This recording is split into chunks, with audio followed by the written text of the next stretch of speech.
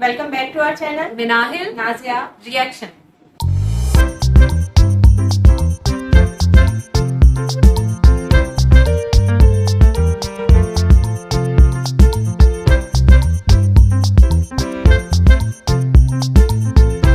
तो आज इस वीडियो पे हम रिएक्शन देने जा रहे हैं। इसका टाइटल है तो वीडियो का टाइटल है Iran president declared dead world leaders react on Iran huge loss what did Israel से, और इनके चैनल का नेम है स्टडी IQ IAS। सो आज हम लोग इस वीडियो पे रिएक्शन करने जा रहे हैं। वीडियो का लिंक और टाइटल आपको मिल जाएगा डिस्क्रिप्शन बॉक्स में। अगर आप हमारे चैनल पर नए तो जल्दी से सब्सक्राइब करें और ज्यादा से ज्यादा फैमिली के साथ शेयर करें। तो जल्दी से बढ़ते हैं वीडियो की जानिब और देख लेते हैं ये वीडियो। नमस्कार and welcome you all to study IQ। मैं हूं प्रशांत धवन। ये बात अब कंफर्म हो चुकी है, ईरान के प्रेसिडेंट इब्राहिम रईसी ये मर चुके हैं। मैं कहूंगा बहुत ज्यादा अनफॉर्चुनेट है ईरान के लिए। अनफॉर्चुनेट आप कह लीजिए या फिर साजिश के अंडर ये सब हुआ है। मगर कितनी जरा अजीब बात है कि एक ही दिन में एक ही हेलीकॉप्टर में अचानक से ईरान के प्रेसिडेंट और इनके विदेश मंत्री दोनों मर जाते हैं।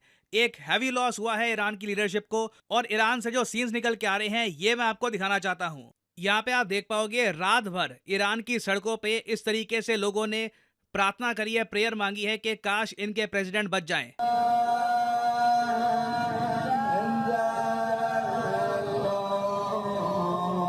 और ऐसी बहुत सारी वीडियोस मैं आपको दिखा सकता हूँ। सड़कों पे लोग थे, कई लोग रो रहे थे, बट अनफॉर्चुनेटली रात भर सर्च ऑपरेशन कैरी आउट करने के बाद, कई कंट्रीज की इन्वॉल्वमेंट के बाद भी ईरान के प्रेसिडेंट नहीं बचे। ना मैं आपको बताना चाहता हूं कि किस तरीके से रशिया, टर्की, दुनिया भर के कंट्रीज यहां पे इन्वॉल्व हो गए थे और इवेंचुअली रिजल्ट क्या निकल के आया। देखिए, ईरान रीजन में एक बहुत ही इंपॉर्टेंट कंट्री है। ईरान के काफी अच्छे रिलेशंस है, आप कह सकते हैं, इंडिया के साथ, इवन पाकिस्तान के साथ भी, रशिया, टर्की के साथ। तो जैसे ये न्यूज सामने आई कि प्रेसिडेंट रईसी बस मिल नहीं रहे, इनका हेलीकॉप्टर गायब हो चुका है, हमारे देश के प्राइम मिनिस्टर ने यह ट्वीट करी कि मैं डीपली कंसर्न हूं कि ईरान के प्रेसिडेंट का हेलीकॉप्टर अभी बस मिल नहीं रहा है, गायब हो चुका है। और शहबाज शरीफ ने भी यहां पर यह बात कही कि काफी डिस्ट्रेसिंग न्यूज सामने आ रही है ईरान के प्रेसिडेंट को लेकर। ना उसके बाद ना देखिए, ईरान की जो मिलिट्री है, ईरान के जो रेवोल्यूशनरी गार्ड हैं, वो तो अजरबैजान के पास का जो यहाँ पे एरिया है ना, जहाँ पे ईरान के प्रेसिडेंट का हेलीकॉप्टर गायब हुआ था, इसको ढूंढ ही रहे थे। रशिया यहाँ पे बहुत जरा एक्टिव हो गया। रशिया और टर्की दोनों ने अपनी तरफ से टीम्स भेजनी स्टार्ट कर दी और हर तरफ से ईरान की हेल्प करने की कोशिश करी कि जो ये हेलीकॉप्टर है इनके प्रेसिडेंट का, जो लंबे समय तक गायब ही हो गया था, ये कहीं पर मिले तो सही, ये ढूंढ तो पाए। यहाँ पे आप देख पाएंगे article, since Vladimir Putin Iran के प्रेसिडेंट के बहुत जरा करीबी है, ईरान ने काफी हेल्प भी करी है रशिया की यूक्रेन वॉर में, तो ईरान के प्रेसिडेंट का हेलीकॉप्टर जब गायब हो गया, उसको ढूंढने के लिए रशिया ने 47 रेस्क्यू स्पेशलिस्ट भी भेजे हेलीकॉप्टर को ढूंढने के लिए, और इक्विपमेंट भी भेजा। और देखो, इन दी एंड प्रॉब्लम यहाँ पर यही आ रही थी कि जिस जगह पे इब्राहिम रईसी का हेलीकॉप्टर गायब हो गया था, वहां पे मौसम इतना ज्यादा खराब था कि ईरान के रेवोल्यूशनरी गार्ड्स, ईरान की मिलिट्री कुछ कर नहीं पा रही थी। और आप सोच कर देखिए, ईरान के लोगों के लिए पूरी रात कितनी ज्यादा नर्वसनेस के साथ बीती होगी, क्योंकि इनको पता था नहीं कि इनके प्रेसिडेंट बचे हैं या फिर मर चुके हैं। बस इस एरिया में कॉन्स्टेंटली ये लोग सर्च कर रहे थे। और इवेंचुअली क्या होता है कि टर्की का एक ड्रोन, जी हाँ, एक टर्किश ड्रोन जो टर्की ने दिया था ईरान को सर्च मिशन के लिए, उसने एक जगह देखी जहां पे एक बड़ी क्रैश साइट का एक स्पॉट था। यहां पे आप देख पाओगे, ये जो वीडियो है ये टर्किश ड्रोन से सामने आई है।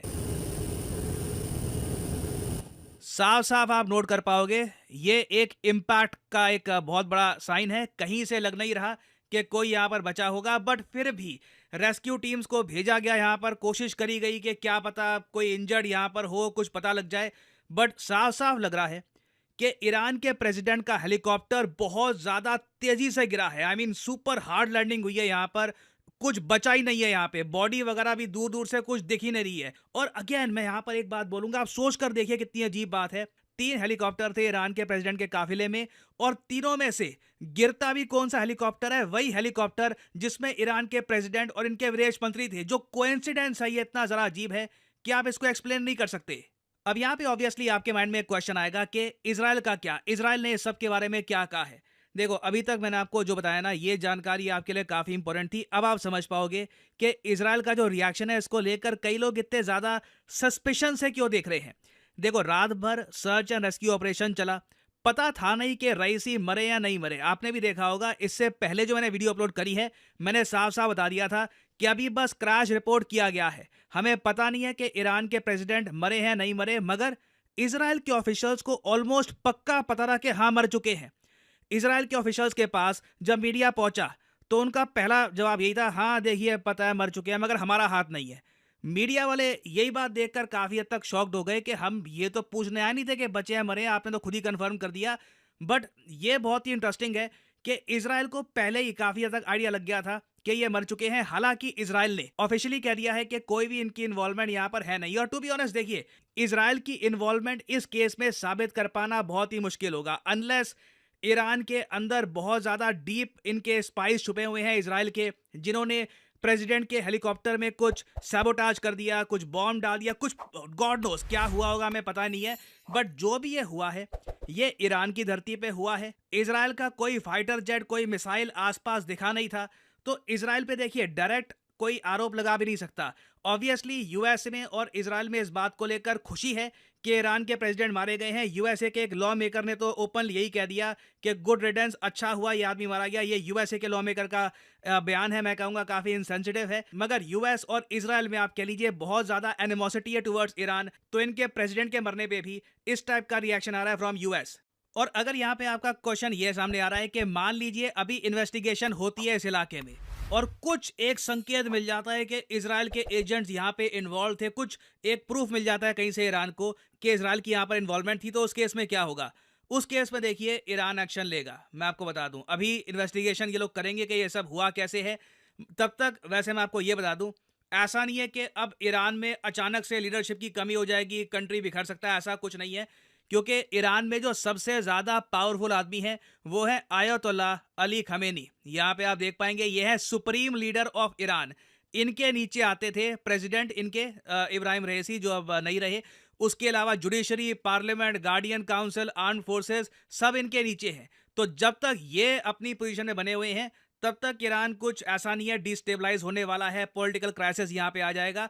बट डेफिनेटली आने वाले कुछ दिन बहुत ही ज्यादा इंपॉर्टेंट होने वाले हैं।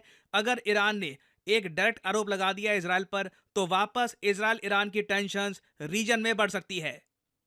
तो अभी देखिए इस टॉपिक से रिलेटेड बहुत सी डेवलपमेंट्स आएंगी, कुछ मेजर अपडेट्स होती है तो मैं आपके लिए बाद में अपडेटेड वीडियो ले आऊंगा। और फाइनली आपसे पूछूंगा एक क्वेश्चन, हाल ही में ये कंट्री दुनिया का पहला देश बना है जिसके सारे ग्लेशियर्स पिघल चुके हैं। This country has lost all its glaciers. बताइए कौन सा देश है ये? ब्राजील, कोलंबिया, वेनेजुएला या चाइना? इस पे बहुत आर्टिकल पब्लिश हुए हैं। The first country in the world to lose all its glaciers. जो लोग सही आंसर देंगे उनकी कमेंट को मैं हार्ट दे दूंगा ताकि बाकी लोग समझ पाएं कि सही उत्तर क्या है। और फाइनली आप लोगों के लिए एक बहुत ही इंपॉर्टेंट जानकारी, स्टडी आईक्यू का बैच 8 स्टार्ट होने वाला है। इसका मतलब यह है कि 20 मई से पहले आप अगर स्टडी आईक्यू का यूपीएससी कोर्स परचेज करते हैं तो एक सिस्टमैटिक तरीके से एक बैच के अंडर आप अपनी तैयारी शुरू कर पाओगे। क्लास 1 से आपकी तैयारी होगी विद प्रॉपर डिसिप्लिन। तो कमेंट सेक्शन में जाइए, यहाँ पे आपको मिलेगा लिंक यूपीएससी ऑफलाइन और ऑनलाइन कोर्स का। अगर आप ऑनलाइन कोर्स परचेज करना चाहते हैं तो लिंक पर यहाँ पर करिए क्लिक और आपके सामने खुल जाएगा ये पेज। और यहाँ पे आप देख पाओगे लिखा है स्टडी आईक्यू यूपीएससी बैच 8। ये बैच 20 मई से स्टार्ट हो जाएगा। उसके बाद एनरोलमेंट यहाँ पर बंद हो जाएगी। लिमिटेड नंबर ऑफ सीट्स होती है। तो अगर आप प्रॉपरली यूपीएससी 2025 के लिए तैयारी करना चाहते हैं, क्योंकि प्रीलिम्स आपको पता होगा मई 25 2025 में होंगे, तो उसके लिए अगर एक प्रॉपर तैयारी करनी है तो ये कोर्स आप कर सकते हैं परचेज। वैलिडिटी होगी इसकी 30 महीने की। इस कोर्स में आपका प्रीलिम्स, मेंस, इंटरव्यू तीनों पार्ट्स को प्रॉपर्ली कवर किया जाता है। 1-to-1 मेंटरशिप आपको मिलेगी। उसके अलावा फिजिकल बुक्स भेजी जाएंगी आपके घर में। और ये जो प्राइस यहाँ पर लिखा है, you do not have to pay this price. Simply यहाँ पर कोड डालिए PD10 और प्राइसेस गिरना स्टार्ट हो जाएंगे। 1000 रुपए से भी कम पर मंथ पे करके आप घर बैठ के प्रॉपरली यूपीएससी एग्जाम की तैयारी कर सकते हैं विद स्टडी आईक्यूज लाइव क्लासेस। तो जो ये P2I बैच है, याद रखिएगा ये डेट 20 मई से स्टार्ट होने वाला है। उससे पहले आप इसको परचेज करके एक प्रॉपर डायरेक्शन के साथ अपने यूपीएससी एग्जाम की एक तैयारी स्टार्ट कर सकते हैं। So use the code PD10 and save money. और इसी नोट के साथ ये है वीडियो का अंत। Thank you for listening and as I always say, may the gods watch over you. So video हम लोगों ने वॉच की और इंतहाई अफसोसनाक खबर है जो कि हमें पिछले दिनों जो है वो देखने को मिली है, सुनने को मिली है। और कल जो है वो इनका बाकायदा जो है ना इनका पता भी चला है कि ये जो है ना बाकायदा मतलब अनाउंस हो गया ऑफिशियली कि ये मतलब इनकी बॉडी मुझे लगता है मिली नहीं है, मिल गई है। बॉडी भी मिल गई है, बॉडी के पार्ट्स हाँ, वही मिले होंगे। जिस जिस खतरनाक तरीके से जो है ना हेलीकॉप्टर क्रैश हुआ है, तो मतलब यहाँ तक सुनने में मिल रहा था कि बाकी जो लोग हैं उनके तो मतलब जैसे वो कहते हैं ना खाक सी वो ही चीजें जो है ना वो मिली हैं, इतनी बुरी तरीके से वो जल गए थे। तो एक इसको क्या कहा जाए मुझे तो कुछ समझ नहीं आ रही, क्योंकि बहुत सारी इसमें रूमर्स भी सुनने को मिल रही हैं कि ये सानिया नहीं हो सकता, ये कोई वो कहते हैं ना कि नेचुरल डेथ नहीं है, कि नेचुरल सानिया इसको नहीं कहा जा सकता। बहुत लोग जो है ना ये हेलीकॉप्टर के बारे में, जाहिर सी बात है एक प्रेसिडेंट का हेलीकॉप्टर है, उसको अच्छे तरीके से देखभाल के एक तो पहली बात कि उसकी उड़ान जो है वो देखभाल के जो है ना वो भरी गई होगी, और दूसरी बात ये कि जो हेलीकॉप्टर्स हैं ये भी आम हेलीकॉप्टर्स नहीं है, ये डुअल इंजन वाले हेलीकॉप्टर थे। मैं न्यूज में ये सुन रही थी, और ये नहीं कि हाँ कि एक खराब हो जाए तो ये नहीं कि सडनली दूसरा भी खराब हो जाना, ये कोई बाकायदा इसको मतलब आप सानिया कह ही नहीं सकते, क्योंकि ये मानने में आ ही नहीं रही ना ये बात कि ये सानिया है कि एक इंजन के साथ दूसरा, और फिर वही बात कि तीनों हेलीकॉप्टर्स में से खराब भी उसी नहीं होना था, क्रैश भी उसी नहीं होना था जिसमें कि ये इतने अहम लोग जो है ना वो बैठे हुए थे, और फॉरेन मिनिस्टर जो है वो भी बेचारे उनके नहीं रहे, और जो ईरानी सदर है वो भी नहीं रहे, और पाकिस्तान में तो वो ये लास्ट मंथ में ही आए थे।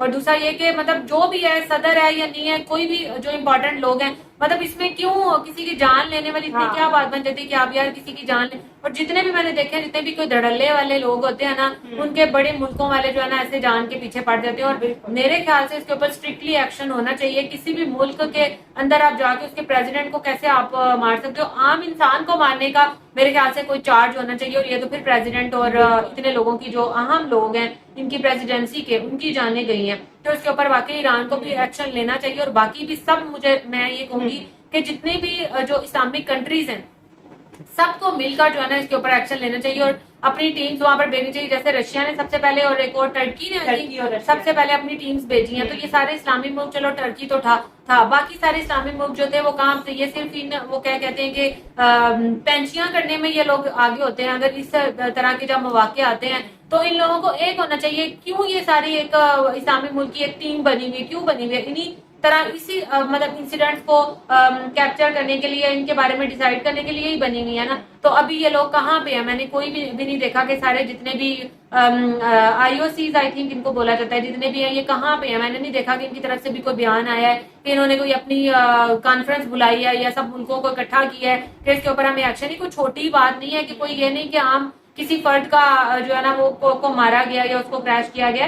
प्रेसिडेंट है ईरान के, उनको जो है ना उनकी मतलब ये साफ साफ एक तो जाहिर हो रहा है, जैसे ये प्रशांत सर ने भी बताया कि अगर क्योंकि उन्होंने इसराइल के ऊपर अटैक किया था, बिल्कुल साफ जाहिर होता है। और जैसे उन्होंने इंटरव्यू के लिए वहां पर टीम गई है, उन्होंने जैसे वो बंदा कहता है ना बुखलाहट में बंदा कह देता है कि हाँ भाई हमें तो पता है कि वो मर गए हैं लेकिन हमारा इसमें कोई हाथ नहीं है, तो बुखलाहट में जब वो चीज निकल आती है ना तो उससे ही आपको एक क्लू ही मिलना होता है। तो ये साफ साफ जाहिर हो रहा है यूएस और इसराइल के साथ इनके टर्म्स अच्छे नहीं थे, तो जाहिर सी बात है सब लोगों की नजरें उधर ही है। और मेरे ख्याल से ये स्पेशली जो है इसके ऊपर इन्वेस्टिगेशन होनी चाहिए और इस चीज का सुराग मिलना चाहिए। बिल्कुल। अच्छा, सबसे पहले मैं बात ये कहूंगी, जैसे आपने भी कहा कि बहुत ज्यादा अफसोस हुआ है, और वाकई दिल से जो है ना बहुत ज्यादा अफसोस हुआ है। जितनी दफा हम वो वीडियो देखते हैं या उनकी पिक सामने आती है ना, जैसे हम लोग, आपको पता भी है कि हम लोग शिया मुस्लिम है और ईरान जो है वो पूरा जो है वो शिया कंट्री है, तो एक अपनी जो है, बेशक हम उधर कभी गए नहीं, उनको देखा नहीं, लेकिन वो कहते हैं ना एक अपना बंदा हो तो उसे अपनाइयत ही अलग होती है। तो बहुत ज्यादा दिल से जो है वो दुख हुआ है, और एक इंसान इतना अच्छा हो जो अपनी कंट्री के लिए जिसने स्टैंड लिया हो, और अब लास्ट मंथ ही जो है वो पाकिस्तान से भी होके गए और एक दो और कंट्री से भी होके गए हैं। और कहते हैं एक धड़ल्ले वाला इंसान होता है कि जो सबके आगे जो है वो डट जाता है। और जिन लोगों का ख्याल था, जैसे अभी प्रशांत सर ने भी कहा कि आप मत ये समझे कि जी अब इनकी हुकूमत जो है वो बिखर गई या इनका कंट्री जो है वो बिखर गया, क्योंकि इनके ऊपर जो है वो सुप्रीम लीडर इनके आयतुल्लाह खुमैनी जो है वो मौजूद है। लेकिन फिर भी एक बहुत बड़ा लॉस है कि दो इनके इम्पोर्टेंट, एक वजीर खारजा इनके और एक ये जो इनके प्रेसिडेंट है, इनकी डेथ होगी। मुझे ये समझ नहीं आती कि यार, और मतलब हर बंदा जो है ना जब अपने मुल्क के हालात देखता है ना, वो कहता है कि यार मैं पॉलिटिक्स जो है वो लाजमी ज्वाइन करूंगा और अपने मुल्क के हालात जो है वो ठीक करने की कोशिश करूंगा। लेकिन जब आप इसके अंदर घुसते हो ना, कहते हैं ये उस टाइप का दलदल है कि आप घुसते जाते। यहाँ पे आप ये नहीं देखते कि यार किसी की जान कितनी इंपॉर्टेंट है। अपनी पॉलिटिक्स बचाने के लिए या कुछ करने के लिए भी जो है ना आप दूसरों की जान ले लेते हो। और देखो अब ये हम लोग नहीं कह रहे, लेकिन जैसे इस वीडियो में भी इन्होंने बहुत सारे क्लूज दिए, जैसे इसराइल की बात कर लो या यूएसए की बात कर लो, कि उन्होंने खुद कहा है बशार सर ने कि वो सबसे ज्यादा जो है वो खुशी इनकी दिख रही है। और जैसे इसराइल ने फौरन कह दिया कि जी हमें अभी उनका हेलीकॉप्टर मिल भी नहीं रहा था और उन्होंने फौरन कह दिया कि जी हमें मालूम है जी इनकी डेथ हुई है। तो इस किस्म के क्लू से ही आपको पता चल रहा है और सब लोगों को मालूम है कि इसराइल और ईरान की अभी आपस में कोई बन नहीं रही थी, दोनों ने एक दूसरे की जो है वो कंट्री पे हमला किया है। तो जाहिर बात है फिर सब लोगों का शक जो है वो यहीं पे जाता है, बेशक आप मानो या ना मानो। और ये जो कह रहे थे कि जी जिस जगह पे हुआ है अभी वहां से इसराइल के जो है कोई एजेंट वगैरह का नहीं पता चला। मेरे ख्याल से जिन्होंने मारना होता है ना वो अपने वो क्लू नहीं छोड़ते और अपने रिसोर्सेज इस तरह के बनाते हैं कि उनके ऊपर लगता है कि कोई शक ही ना आए कि यार लिंक हमारा भी इसराइल वालों को जो है वो कहीं ना कहीं से जो है वो इधर जुड़ रहा है। तो बहुत दिली अफसोस है, बहुत ज्यादा अफसोस है कि यार इतने अहम बंदा जो है वो इस दुनिया से चला गया है। लेकिन फिर भी मेरे ख्याल से जो लोग ईरान जो है वो छोड़ने वाला नहीं है। जैसे इसराइल के ऊपर उन्होंने हमला किया, ईरान वालों ने जो है वो पूरा मुंह तोड़ जो है जवाब दिया। उनका अहम इतना बंदा जो है वो आप लोगों ने मार दिया। अगर कहीं से भी उनको जरा सा भी क्लू मिला ना कि इसमें यूएसए या इसराइल वाले शामिल हैं, तो मेरे ख्याल से ये कोई डरने वाली कंट्री तो है नहीं है कि बैठ जाएंगे खामोशी से, बल्कि मुंह तोड़ जवाब देंगे। और यहाँ पे मैं बात होंगी जो इन्होंने वीडियो भी दिखाई थी कि लोग जो है वो पूरी रात जो है वो दुआएं मांगते रहे कि यार हमारे सदर जो है वो बच जाएंगे, उनका हेलीकॉप्टर मिल गए। तो ये होता है कि लोगों के दिलों में आप घर कर लो। यहाँ पे हालात ये है कि अब वो दुआ मांगते हैं या यहाँ के किसी भी कंट्री के आप लगा लो कि अगर उनकी हुक्मरान अच्छे नहीं होते, लोग अब दुआ मांग रहे होते हैं। जैसे अभी कल का वैसे तो कोई अच्छी बात नहीं है, लेकिन जैसे पता चला कि यार ये इनका प्रेसिडेंट का हेलीकॉप्टर गुम हो गया है या उनकी डेथ हो गई है, उसमें क्रैश हो गया, तो यहाँ पे लोग दुआ कर रहे थे कि कहीं हमारे मुल्क में भी ऐसे क्यों नहीं होता। तो इंसान को मेरे ख्याल से अपने अमाल अच्छे करने चाहिए, लोगों के दिलों में घर करना चाहिए कि जैसे पूरी रात उनकी आवाम जो है सड़कों पे निकल के दुआएं मांग रही है कि यार हमारा प्रेसिडेंट बच जाए। इस किस्म के लोगों को दिलों में आपका घर होना चाहिए, ना कि ये कि उल्टा लोग खुद दुआएं मांग रहे हो कि यार ईरान की सदर की जगह अगर हमारे मुल्क का कोई होता तो मेरे ख्याल से ज्यादा बेहतर था। तो ये होता है लोगों के दिलों में घर करना। और इंशाल्लाह में तो दुआ है कि जल्दी जो है वो इनके जो कातिल है वो पकड़े जाएं और इन्वेस्टिगेशन हो और पूरा जो है वो बदला लिया जाए। सो ये था हमारा रिएक्शन। होप सबको अच्छा लगा होगा। अगर अच्छा लगा तो वीडियो को लाइक कर दें और चैनल को भी सब्सक्राइब कर दें जो लोग चैनल पर नहीं है। तो मिलेंगे आपसे नेक्स्ट रिएक्शन वीडियो के साथ। तब तक हमें दें इजाजत। अल्लाह हाफिज।